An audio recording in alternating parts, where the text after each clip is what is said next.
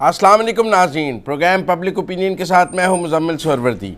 आज के हमारे मौज़ूआत में प्राइम मिनिस्टर का दौरा यूएई, IMF से मुलाकात, कुछ वहाँ से अच्छी खबरें, उस पर बात करेंगे।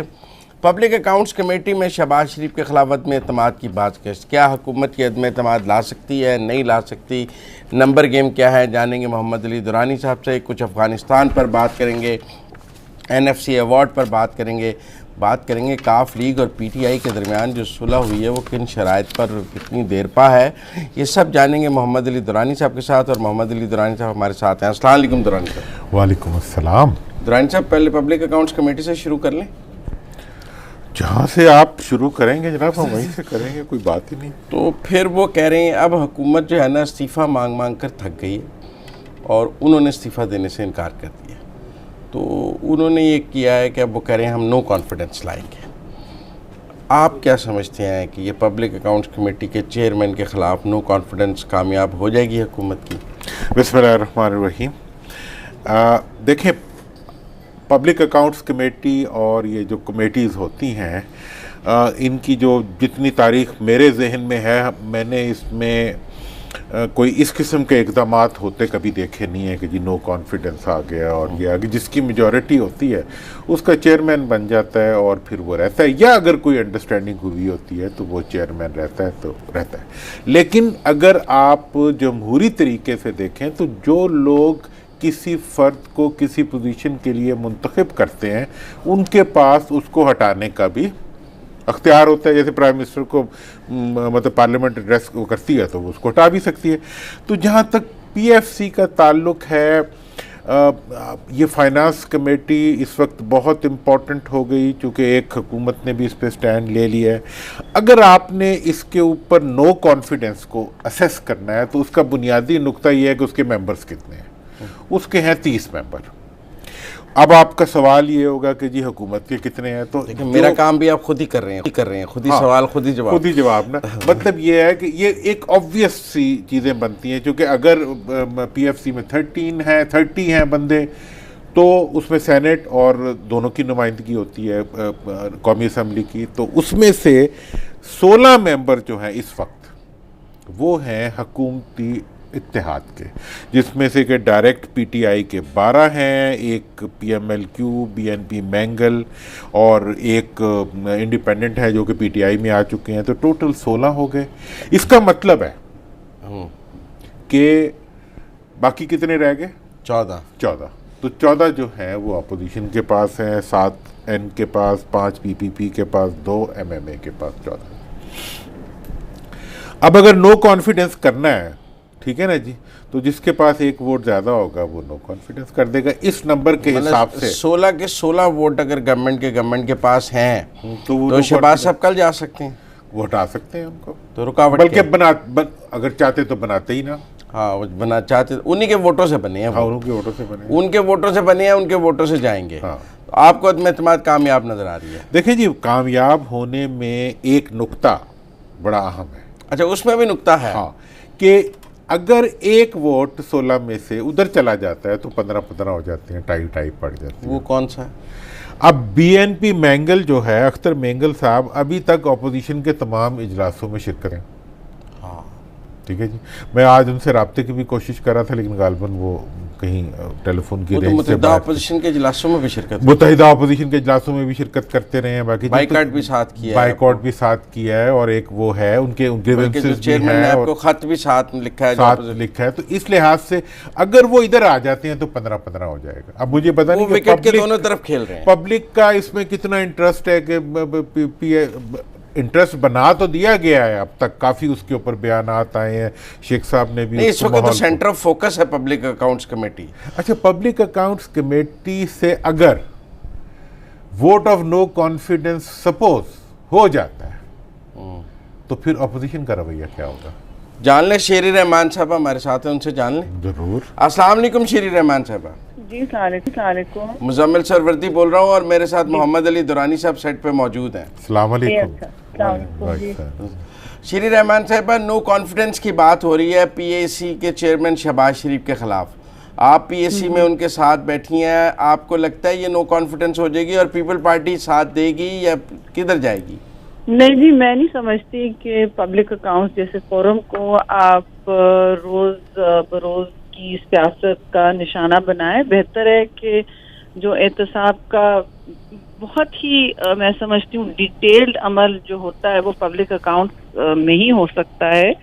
और जो बात की जा रही थी उनके अपने यानी कि शहबाज साहब के अपने हुकूमत के वक्त की, तो ये बात उन्होंने खुद ही कर दी कि मैं आप सबको दे दूंगा जितने पैरे हमारे वक्त हमारे टाइम पे आते हैं, यानी हमारी पार्टी उसका एहतसाब नहीं करेगी, बल्कि मतलब एक पूरे साल के शायद 2016 वो मेरे पास आए हुए हैं। तो हम लोग खासी उसको बारीक बीनी से उन अकाउंट्स में शुरू कर चुके हैं अपना जो अमल है।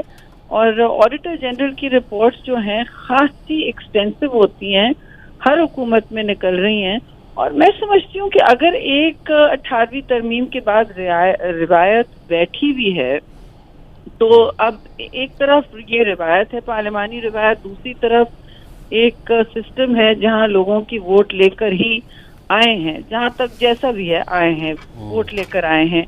तो अगर जमहूरियत अपनी कोई माने रखती है सिस्टमैटिक या इंस्टीट्यूशनल तरीके से, तो बेहतर है उसे इसी तरह चलने दिया जाए। और आप देखें कि उसमें अब बातें तो निकल रही हैं, एहतसाब तो हो रहा है, कोई ऐसा लेकिन कहते हैं जिसमें ऑडिटर जनरल की से अकाउंट्स ली जाती हैं, पैरे कोई तेजी से सेटल भी नहीं हो रहे, बहुत सारी रिकवरीज की जा रही हैं जी, और की जाएंगी इंशाल्लाह। लेकिन 14 लोग ऑपोजिशन के हैं, आप लोग 16 गवर्नमेंट के हैं।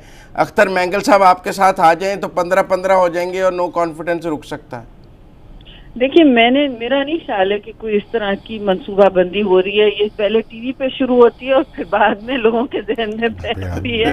तो कहते हैं अख्तर मैंगल साहब का वोट बहुत अहम है। नहीं, मेरी आपसे बल्कि बड़ी गुजारिश है कि आप प्रोग्राम अगर करें, जो जब सेशन होते हैं पब्लिक अकाउंट्स के और उनमें जो चीजें निकलती हैं वो इसमें हर गवर्नमेंट की कोताहियां होती हैं जी। ये हमारा एक बहुत बड़ा सिस्टमैटिक फेलियर है और हमें मिलजुल के इसको बेहतर करना है कि हमारी रियासत के जो चेक्स एंड बैलेंस का एक निज़ाम है उसको बेहतर कर। मसलन पेपरा रूल्स को देख लें, उसी के अगर आप देख लें कि जितने भी इदारे हमारे, जितने भी डिपार्टमेंट्स हैं, अगर वो कंप्लायंस करें, और मैं किसी एक हुकूमत को नहीं कि अब इसका निशाना बना रही है, हर हुकूमत के थ्रू हुआ है।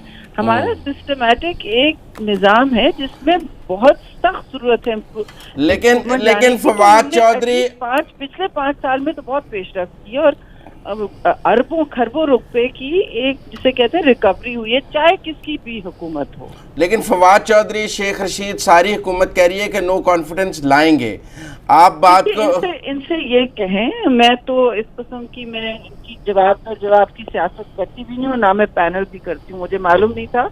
मैं सबकी इज्जत है और कोई ऐसी बात नहीं, but I don't do all this. मेरा सिर्फ ये कहना होगा कि अगर आपने मुल्क को किसी ग्रोथ की तरफ ले जाना है और लोगों में कोई हौसला क्रिएट करना है, तो अब जो या अब बेहतर होगा याद रखें कि आप हुकूमत में हैं और हुकूमत का एक रवैया होता है, हुकूमत का एक रोल होता है, हुकूमत का एक किरदार होता है, और वो होता है निज़ाम में इस्तेकाम लाने का, लोगों में हौसला पैदा करने का।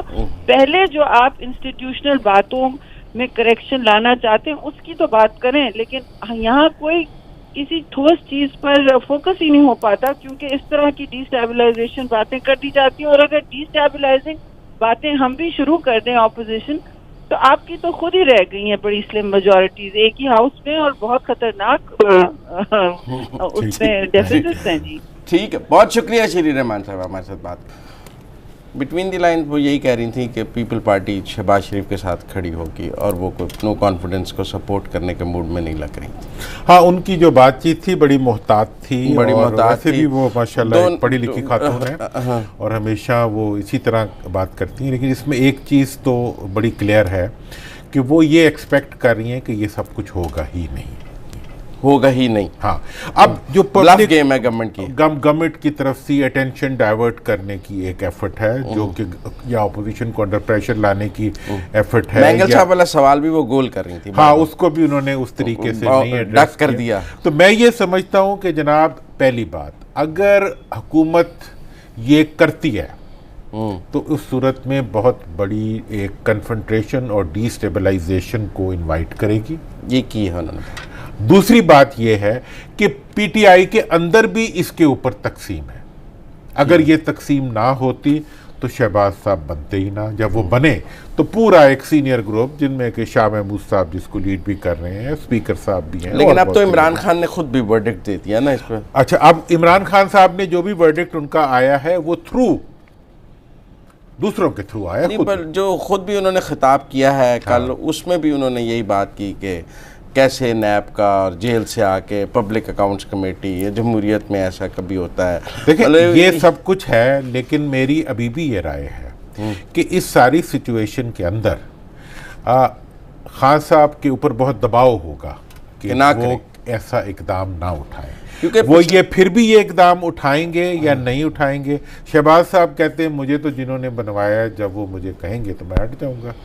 अब ये देखने वाली बात है कि वो बनवाने वाले उन्हें रख पाते हैं या नहीं रख पाते। लेकिन मुत्तहिदा अपोजिशन ने, आपको पता है, लास्ट टाइम भी ये कह दिया था कि हम किसी पार्लिमानी कमेटी में नहीं बैठेंगे अगर शहबाज साहब को चेयरमैन नहीं बनाएंगे। आपके ख्याल में अब दोबारा शहबाज साहब ने मुत्तहिदा अपोजिशन का इजलास कल या परसों बुला लिया है और वो दोबारा सारी अपोजिशन को इकट्ठा कर रहे हैं इस सारे माहौल में, तो अगर उन्होंने सारी अपोजिशन को फिर इकट्ठा कर लिया कि पूरी अपोजिशन जो है वो उसकी टांगें बंधी हुई हैं, उसके हाथ बंधे हुए हैं, उसके पीछे जो है वो अकाउंट्स पड़े हुए हैं, उसके आगे नैब के केसेस पड़े हुए हैं, उनके पीछे जो है वीज़े पड़े हुए हैं बाहर जाने के, इमारतें पड़ी हुई हैं लंदन के अंदर, इमारतें पड़ी हुई हैं अमेरिका के अंदर। ये अपोजिशन एक, जिसे कहते हैं ना, एक टोटली एक कॉम्प्रोमाइज्ड अपोजिशन है। ये खान साहब की फिर भी स्टैंड लिया उन्होंने। लास्ट टाइम स्टैंड उन्होंने ले लिया, लेकिन किया तो कुछ नहीं ना।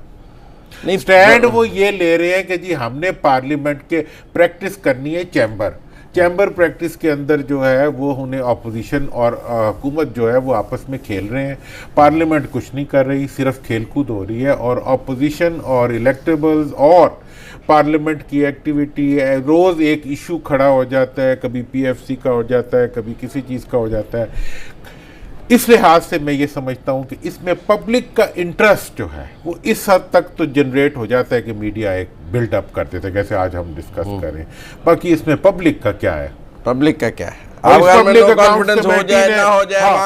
अकाउंट्स कमेटी ने अगर हटा दिया शहबाज साहब को तो गरीबों के दिन बदल जाएंगे, बिल कम हो जाएंगे। उन्होंने रहने दिया तो क्या किसी की अकाउंटेबिलिटी हो जाएगी? और कुछ भी नहीं होना, वही कुछ रहना है। चले, मुझे ब्रेक लेनी है, वापस आते हैं। तो आज प्राइम मिनिस्टर ने यूएई में बहुत मसरूफ दिन गुजारा है, उस पर कुछ उन्हें उस दौरे पर ब्रेक के बाद बात करते हैं। कुछ दुरानी साहब का शॉर्ट भी आपको सुनाना है उस हवाले से।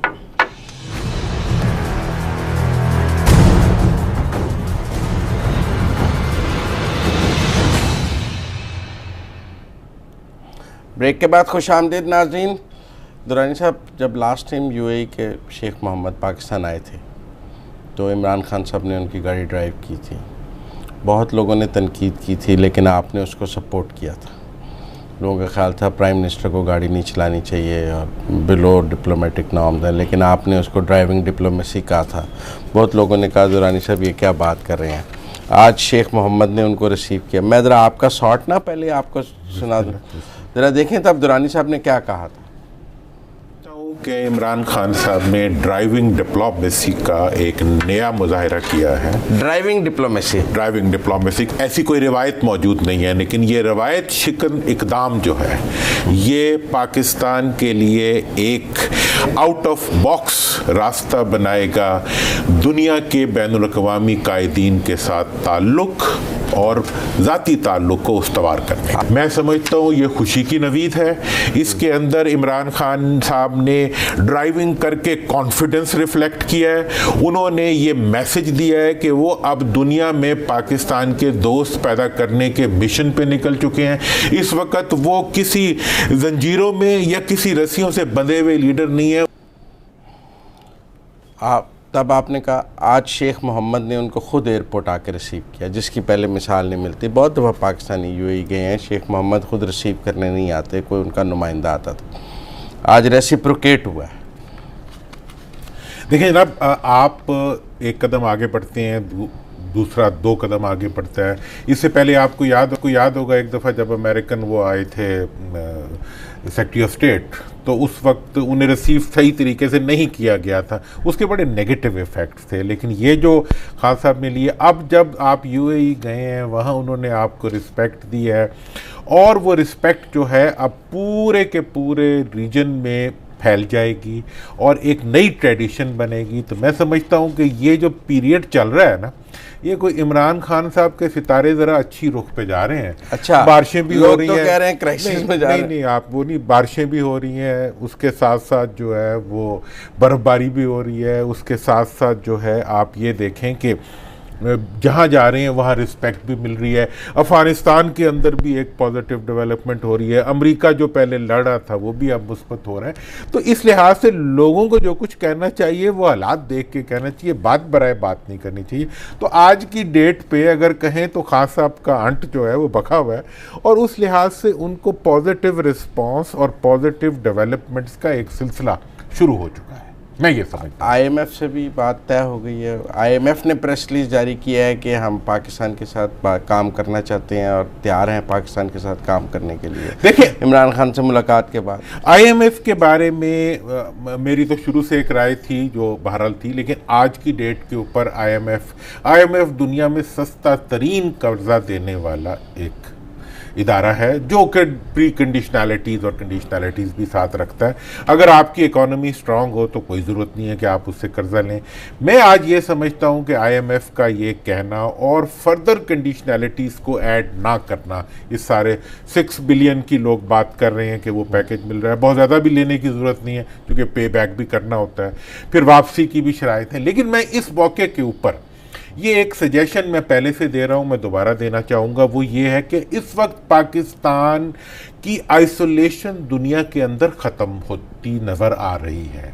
आप इस वक्त जो है एक तरफ तो रूस के लिए अहम है, एट द सेम टाइम आप अमेरिका के लिए अहम है। अपने मुल्क के अंदर इस्टेब्लिशमेंट और हुकूमत जो है वो बिल्कुल एक पेज पे है, एक दूसरे के साथ कदम से कदम मिला के चल रही है। ऐसी सिचुएशन में कि जब अमेरिकन प्रेसिडेंट भी ये कह रहा है, और अमेरिका का वो लोग जो कि हमें हकीर समझ के कहा करते थे कि जी पैसे देते हैं और कुछ नहीं करते, अब वो कह रहे हैं जी जो कुछ कराना है इन्हीं के जरिए करा लो, वो तो लाइब्रेरियां बना के मोदी भाग जाता है। ऐसी सूरत हाल में मैं ये समझता हूं कि पाकिस्तान को ज्यादा मांगना चाहिए, वो गलती नहीं करनी चाहिए जो 9/11 के बाद हमने की थी कि जब हमने उनको रास्ता दिया यहां से गुजरने का, तो हमने कहा नहीं नहीं नहीं, नहीं हम तो दोस्त हैं, हम कुछ चार्ज नहीं करेंगे उसके बदले। जबकि उस वक्त डिप्लोमेट्स ने कहा था कि इसको आप प्रॉपरली चार्ज करें, और हमने अपना अरबों डॉलर का नुकसान करवाया और उसके अगेंस्ट कुछ नहीं लिया। आज की डेट में जब अमेरिका अफगानिस्तान में आपसे ताउन चाह रहा है, जब दुनिया आपको एक आपकी जियोपॉलिटिकल सिचुएशन की वजह से इंपॉर्टेंस दे रही है, ऐसे मौके पे मैं ये लेकिन आपके जो यूएई से हमारे ताल्लुकात, क्योंकि पिछली गवर्नमेंट में यूएई से ताल्लुकात बहुत ख़राब भी हो गए थे और बहुत सर्द ताल्लुकात भी हो गए थे यूएई के साथ पाकिस्तान के, और सऊदी अरब से भी सर्द हो गए थे। अब वो शायद प्रिंस सलमान भी पाकिस्तान आ रहे हैं 17 फरवरी को, यूएई से भी। आपको ये अरब वर्ल्ड से रिवाइवल, इसमें बड़ी दिलचस्प एक आपको अंदर की बात बताऊं कि इस वक्त जो है पिछले दौर में आपके ताल्लुकात 2 मुल्कों से जो ट्रेडिशनली कभी आपके ख़राब नहीं हुए थे, उनसे आपके ख़राब हुए मियाँ साहब के दौर में। एक यूएई से और एक सऊदी अरेबिया से, और आपने एक्सट्रीमली मिस हैंडल किया, और मैंने तो उसके ऊपर बहुत रिएक्ट भी किया था। और आज आप ये देखें कि यूएई और सऊदी अरेबिया जो है मियाँ साहब के ख़िलाफ़ सबसे बड़ा विटनेस है, जो किसी ज़माने में सबसे बड़ा सपोर्ट होता था उनकी। और ये भी मैं आपको बताऊं कि अभी बड़ा दिलचस्प हुआ कि मियाँ साहब के जब केसेस इंक्वायर हो रहे थे, उसके बारे में सारी इन्फॉर्मेशन वहाँ से बड़े पॉजिटिवली एक दोस्त के तौर पे दी गई। लेकिन एक खतरे की घंटी है कि अभी जरदारी साहब के बारे में कोई इन्फॉर्मेशन वहाँ से नहीं आ रही। तो मेरा ख्याल है कि जब दोस्ती बढ़ेगी तो वो उसके भी फ़ायदे निकलेंगे। लेकिन आज की डेट के ऊपर आईएमएफ का जो पॉजिटिविटी है, अमेरिका की पॉजिटिविटी है, उसको पाकिस्तान को आगे बढ़ के अपने कर्जे रीशेड्यूल करने इस पर ब्रेक के बाद बात करते हैं आपको अफगानिस्तान पर। नाज़रीन, वक्त हुआ है ब्रेक का, ब्रेक के बाद वापस आते हैं तो ये अफगानिस्तान पर ज़रा गुफ्तगू तफसील से दुरानी साहब के साथ करेंगे।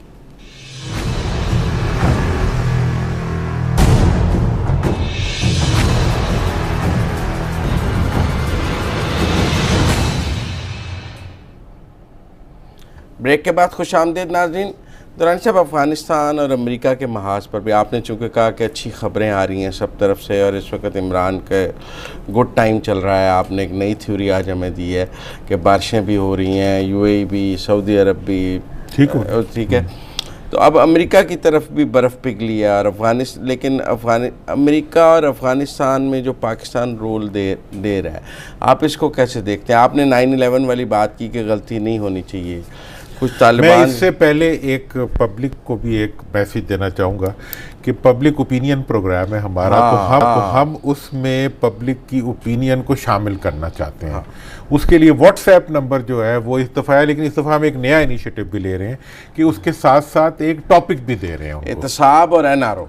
इसके ऊपर आपने अपना वीडियो मैसेज 30 सेकंड का, टेलीफोन कॉल नहीं, वीडियो मैसेज 30 सेकंड का देंगे, जिसको हम अगले हफ्ते अपने प्रोग्राम में चलाएंगे और दिखाएंगे। तो ये आपको हम बार बार याद कराएंगे। एहतसाब और एनआरओ, आपकी इस बारे में क्या राय है? इस व्हाट्सएप नंबर पर 30 सेकंड का अपना मैसेज वीडियो अपलोड करें जिसमें नाम और शहर ज़रूर बताएं, अपना नाम बताएं, अपना शहर बताएं और एहतसाब और एनआरओ पर अपनी राय दें। उसके ऊपर हम वो राय आपकी अगले प्रोग्राम में ज़रूर चलाएंगे। अब आ जाएं जनाब अफ़गानिस्तान के ऊपर। देखें, इस वक्त जो सिचुएशन है वो ये है कि अफ़गानिस्तान के अंदर जो कुछ हो रहा है वो कभी ख्वाब में सोचना भी मुश्किल था।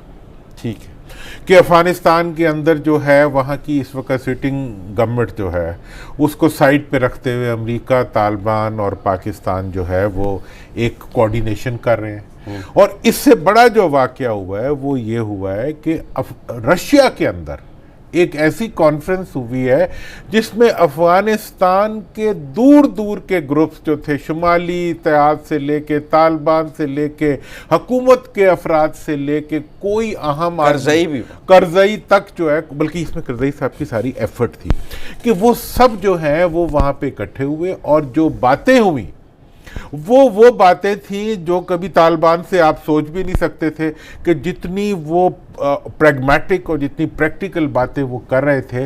तो मुझे तो उन सब चीज़ को देख के, आगे क्या होता है वो तो अब वक्त बताएगा, लेकिन वो सब कुछ देख के मुझे ये लग रहा था कि शायद अगर उनके हालात बदलने वाले हैं, क्योंकि अफ़गानिस्तान का अमन और अफ़गानिस्तान का जो खुशहाली है वो हकीकत में पूरे के पूरे एशिया को इन्फ्लुएंस करती है और हमारे लिए तो बहुत वाइटल है।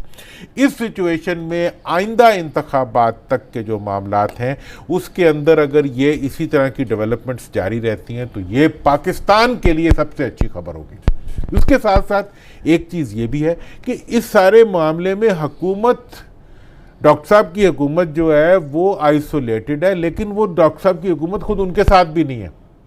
अशरफ गनी साहब की वो जो है वो खुद अशरफ गनी साहब की हुकूमत भी उनसे हट के वहाँ आई हुई है। इलेक्शंस भी हैं वहाँ जुलाई, और अब वहाँ पे जुलाई में इलेक्शंस भी हैं। इलेक्शंस के अंदर तालिबान किस हद तक इन्वॉल्व होने की, पहले तो बाइकआउट करते रहे हैं, तालिबान का इलेक्शन की तरफ आ जाना, इसका मतलब ये होगा कि ये पूरे खित्ते के अंदर एक ऐसी डेवलपमेंट होगी जो कि आगे अमन की कम से कम नवीद बन सकेगी।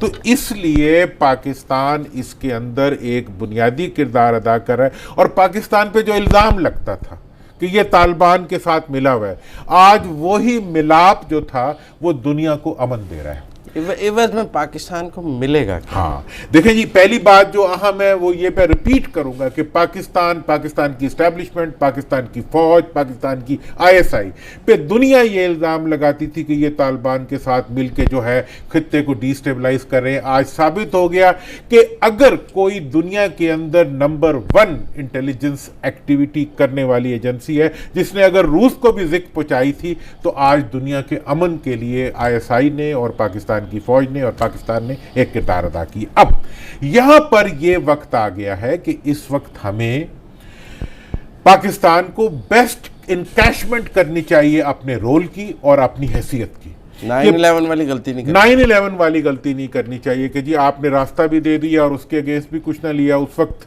हमारे दोस्त चार्डी अफेयर होते थे मोहम्मद सादिक साहब, उन्होंने मुशर्रफ साहब से कहा कि जी आप चार्ज करें, हमारे कुछ वजीर थे आज भी होंगे, वो कहा नहीं जी दोस्ती भी कुछ होती है, मुल्कों की ताल्लुकात में दोस्ती कुछ नहीं होती। अमेरिका के साथ अगर आज आप फेवर कर रहे हैं, अमेरिका से आप वो मांगें जो आपका हक है। पहली बात, आपको डिमांड करना चाहिए कि पाकिस्तान की खुशहाली के बगैर पाकिस्तान में हकीकी माने में टेररिज्म से कन्फ्रंट करने की एबिलिटी पैदा नहीं होगी। लिहाजा पाकिस्तान के कर्जों को रीशेड्यूल किया जाए। सारे अगर कर्जे माफ नहीं किए जाते, कितने कितने मिस्र के सारे कर्जे माफ कर दिए और अमेरिका नहीं करवाए और पूरी दुनिया से करवाए। क्या हम पेरिस क्लब में 9/11 के बाद अगर हम गए थे और वो कर्जे जो उस वक्त हमने रीशेड्यूल कराए थे वो 2015 में दोबारा पे करने पर इतनी बड़ी फिस्कल स्पेस मिल जाएगी। और मैं ये समझता हूं कि इस मौके पे हुकूमत को शौकत अजीज साहब से भी हेल्प लेनी चाहिए और दुनिया के अंदर अहम पोजीशंस पे बैठे हुए पाकिस्तान से मोहब्बत करने वाले लोग जो हैं उनको एंगेज करना चाहिए और इस मौके से फायदा उठा के ये जो आइसोलेशन खत्म हो रही है इसको अपनी इकोनॉमिक रीबिल्ड के लिए इस्तेमाल करना चाहिए। अमेरिका अशरफ गनी के साथ है या तालिबान के साथ है? देखें जी, अमेरिका का जहां तक ताल्लुक है, अमेरिका बिल्कुल अपने मफाद के साथ है। अमेरिका इस वक्त तालिबान के साथ एक ऐसे लेवल पर आ चुका है कि अशरफ गनी साहब की उनके लिए मुझे नहीं लगता कि कोई अहमियत है। और अशरफ गनी साहब जो रिएक्ट कर रहे हैं वो भी इस चीज़ को साबित करता है कि उनका रिएक्शन जो है वो उनकी बेबसी और उनकी नाकामी में से निकल रहा है। और इस सारी सिचुएशन में ये सोचना कि अमेरिका नाकाम हो गया है वहाँ पे, ये मेरा ख्याल है यूं नहीं समझना चाहिए। ये बड़ी कुव्वतें जो होती हैं ये अपने मफाद के लिए लोगों को लड़ाती हैं और अपने मफाद के लिए उस लड़ाई में से विड्रॉ कर जाती हैं और अपने मफाद के लिए लड़ाई में शामिल भी हो जाती हैं। आज की सिचुएशन के अंदर जो इस खित्ते की सारी सूरत हाल बन रही है उसमें हमें एक नज़र के साथ अपने मफाद की तरफ रहना चाहिए। एक सुलह पाकिस्तान में भी हुई है काफ लीग और पीटीआई की, वो सुलह के मैंने कहा तालिबान और अमेरिका की सुलह हो रही है, यहाँ काफ लीग और पीटीआई की सुलह हुई है। नईमुल हक साहब आज चौधरी शुजात साहब के साथ मिलकर उन्होंने जॉइंट प्रेस कॉन्फ्रेंस। देखें जी, ये तो मैं कहता हूँ कि ये जो आइंदा की डेवलपमेंट्स हो रही हैं उसमें खुशाइंद बात है कि जो अलाइज हों उनको आपस में इकट्ठा रहना चाहिए। और चौधरी साहबान तो बहुत रवायती किस्म के लोग हैं, उनको ये जेब नहीं देता कि वो फौरी जो है इधर से हट के उधर चले जाएं, उधर से हट के उधर चले जाएं। लेकिन कि उनको ऑफर्स रही हैं, हमने ये बताया भी है। लेकिन मैं ये भी समझता हूँ कि इस वक्त जो सिचुएशन है उसमें ब्रेक के बाद बताऊँ, ब्रेक के बाद बता लें नाज़रीन। वक्त हुआ है ब्रेक का, ब्रेक के बाद वापस आते हैं। तो दुरानी साहब ने काफ लीग और पीटीआई के हवाले से कोई बात छुपा ली है, वो उनसे ब्रेक के बाद जानते हैं।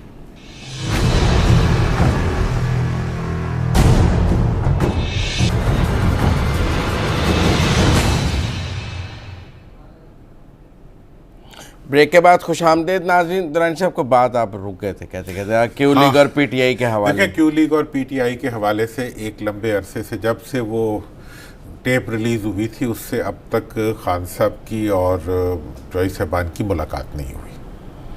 अब जो है मुतालबात तो तस्लीम गालबन हो गए हैं लेकिन मुलाकात अभी भी नहीं हुई।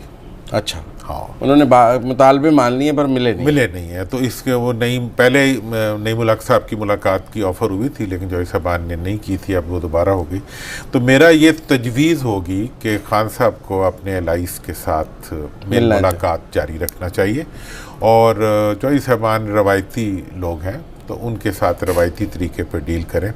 लेकिन बहरहाल खान साहब का एक मिजाज है, मैंने पहले भी ये बहुत दफ़ा ये बात कही है, तो उस मिजाज को जो हमारे रवायती सियासी लोग हैं उन्हें चाहिए कि वो कोई इस किस्म से भी उस मिजाज के साथ चलें ताकि मुल्क के लिए आगे बढ़ा जाए। बाकी आगे इलेक्शन आएंगे, जो भी किसी ने करना होगा कर लेगा। आज जो फौरी मफादात के लिए प्रेशराइज करने के बजाय डायलॉग किया जाए। डायलॉग की टेबल पे लाने के लिए भी तो प्रेशर डालना पड़ता है ना। नहीं, डायलॉग से चीज़ें हो जाती हैं। प्रेशर